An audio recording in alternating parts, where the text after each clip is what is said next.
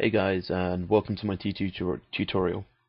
Those are the skills on the screen that you'll be needing for this run. Okay, first of all we're going to start with equipment you need. Sorry, it's a little bit fast in the video. Didn't really think about that when I sped it up. Pecons you'll be needing are golden eggs and candy corns to maintain SF. I would recommend red rocks, as you'll need it for the extra reduction in casting time. Alternatively, blue rocks and a slice of pumpkin pie will suffice in mountains. Armor you'll be needing is just health runes on each piece of armor, and then blessed insignias. Caster set, which will be either a sword or a spear or an axe, and a blunt shield. I don't use one in the video, but it's recommended if you're not used to it. A caster spear, staff even, sorry, and a Zelius scythe. Okay, you see me in the video there popping some of my pecons. I just popped the golden egg and the popcorn just so I can maintain shadow form, and also the red rock just because I like red rocks. Okay, now the spike's done, you just wait for the LT to do his job. Okay, popping a birthday cupcake and candy apple there. Not quite sure why I popped the candy apple at that point, but it's all to go towards Sweep 2 titles. Okay, now just wait for the T3 or T4 to come so you can hit Heart of Shadow off of them. And pull aggro so they can death charge to it. I would recommend having a level 1 alcoholic drinks on you and stuff. Just so you can cast Dwarven Stability and you won't get knocked down. It's going to help you a lot. I actually forgot them on this run though, so which is the reason I don't have it. Just go past those behemoths. I go the back way to mountains. I just find it's a little bit faster.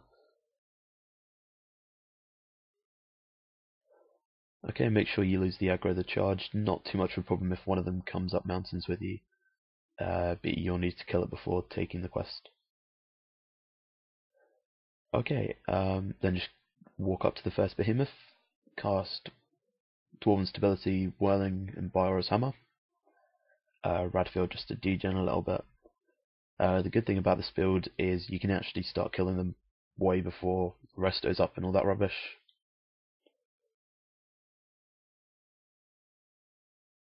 Here you'll need your staff out, otherwise they won't be attacking you. Just remember to keep up all your pecons. You'll probably see me countless amount of times during this video forgetting to put them back up.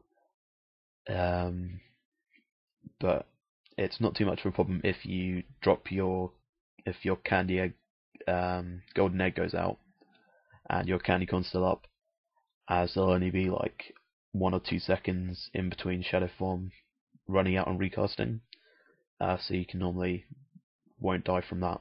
But if both your pecons run out, as you'll see later on in the video when I accidentally do it, you take quite a bit of damage, and you'll need to death charge and use Heart of Shadow just to keep yourself alive, really. You'll need to be touching the behemoths and base-to-base contact with them, otherwise whirling defenses won't do any damage.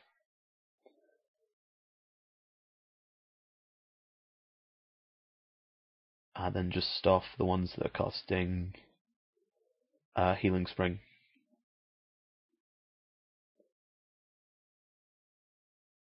Healing Spring is a trap, so it's easily interrupted, so staffing them will interrupt it, which is quite handy. Just pretty much just keep Dwarven Stability, Whirling Defenses and Biora's Hammer up as much as possible. Thanks to you being a ranger, you'll be taking 0 damage from the flame traps, which are the traps that they'll be using most often.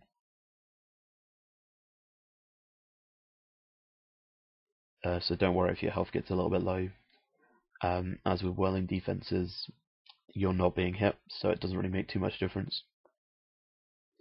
Okay, now you've got a whirling defense, the Terra. You'll see that only 2 of them are attacking me, one of them's not. That happens every time, well, pretty much every time. What you need to do is you need to wait till it runs against the right hand wall, and then walk in front of it. This will body block it because they always run along the right hand side wall. I don't know why, but it's useful to know these sort of things. The only reason I killed the group at the bottom, the Obsidian Behemoths at the bottom, was just in case it would aggro the Reaper. I didn't really want that on a training video, so I decided I'd kill them just to be sure. Normally you can tell by standing up at the top of mountains whether it's going to aggro them or not. But as I needed to show quest in the video, it wasn't really an option not to be able to do it. And then you just wilding defense these ones down, as these to the ones attacking you.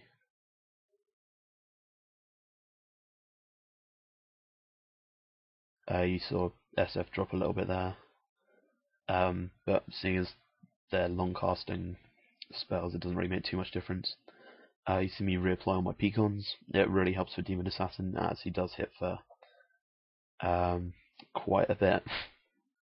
Okay, run down here with your shield set on. It should stop some of the Obsidians actually attacking you, or just move side to side just to try and avoid aggro. As soon as he hits you, oh, you see me making a mistake there. Rather than DCing to the Slayer because I was low on health, I accidentally still had one of the Obsidians on my hooked up. Keep wilding defenses up all the time against Slayer. If it's down for too long, he will hit you quite hard, and you'll have to Heart of Shadow and then DC back to him to gain health to not die during the quest.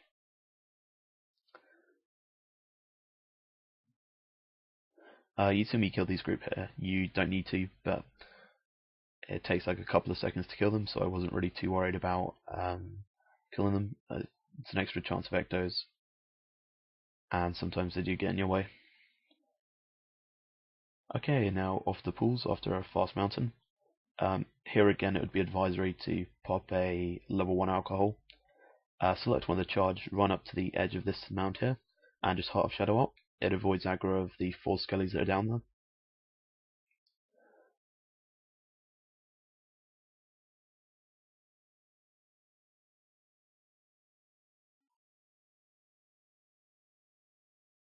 Okay, now we're in plains on the way to pools. You need to make sure that you hug the right hand wall down here. If you stray too far off onto the left, you'll pop Mind Blades that can interrupt SF, and you don't want that really happening. Okay, normally I wait round about here for SF to recast. As you go any further, you will pop some Mind Blades. There they are. It's important here that you make sure you have all of your Pecons up, because if your Pecons are down for just a second, you'll have like Diversion hitting you and all of those stupid Mesmer skills, which could really screw up the run. Okay, select one of the charged blacknesses, move up to the edge and Heart of Shadow. It's just a quicker way of getting down there. Lots of time-saving tips here. You'll see the red rock really helps with the birthday cupcake. It means you don't have any sort of negative speed movement moving through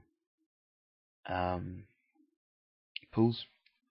Again, another level on 1 alcohol will stop the knockdown, but it's not really too much to be worried about. So just aggro the Terra webs and kill the charged. Don't worry about the Skelly, you don't need to kill that with the Ranger Assassin. Okay, so again, aggro some more. If you have a staff out normally, they'll come to you easier. If the charge don't ball up to you, normally just like move back a little bit and then they'll aggro you. Okay, you saw me HOSing off of that charge blackness there just to get up there, just to lose aggro, which I ended up pulling back in anyway because I got the first Reaper popped in mountain, so I wasn't really too worried about time. You saw my SF go down a little bit there. Again, it's not advice to let that happen. Just quickly killing off this one charged here because it's going to be a pain later. Okay, again, like in mountains, you've got some of the Terra webs that won't go into the ball, and they'll just won't attack you either. Again, just wait until they're on a right hand side ledge, like that, and then just move in front of them to body block them. If you move back a bit, if the one at the back's not there, he'll soon ball in with the other ones. So just SF, Radfield them, whatever you want to do, whirling defense obviously, until they're dead, and then DC into the main ball, Radfield up, and that is the Pulse Reaper popped, almost. You'll see I had a very unlucky run with drops. Okay, go ahead and take Queen, as long as the main team's not needing a telly anytime soon. Again, here I'd pop another level 1 alcohol. You can just ignore that skill, it's not going to cause too much problems. I'd be popping another level 1 here, because these obsidian behemoths at the top, they can cause knockdown. You see me here getting into a little bit of a trouble with skellies. I hadn't done mountains bulls for a while, so forgot about that one skelly that aggro's in there. A little trick is, if you do aggro a skelly with this build, just run all the way out until it loses aggro, and you probably aggro this one over here.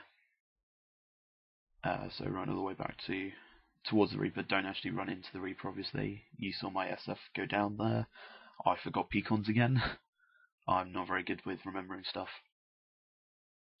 But like I said earlier in the video, if you do ever drop SF, just DC, make sure they're on the edge of your compass. Heart of Shadow off of them so you're further away from them, and then DC back and you should have enough health. Time to kill this skelly over here. Sometimes if you don't aggro it, you don't need to really worry about it. But seeing as I aggroed it here, this kind of needs to die.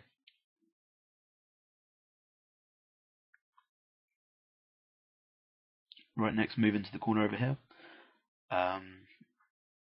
Wait for Shadow Bomb to recast, unless you're obviously popping a level 1 alcohol. Just DC to the Terra Web Queen and just stand there. Don't move, otherwise you'll end up aggroing skellies. Spam Bio's Hammer and all the other skills. If you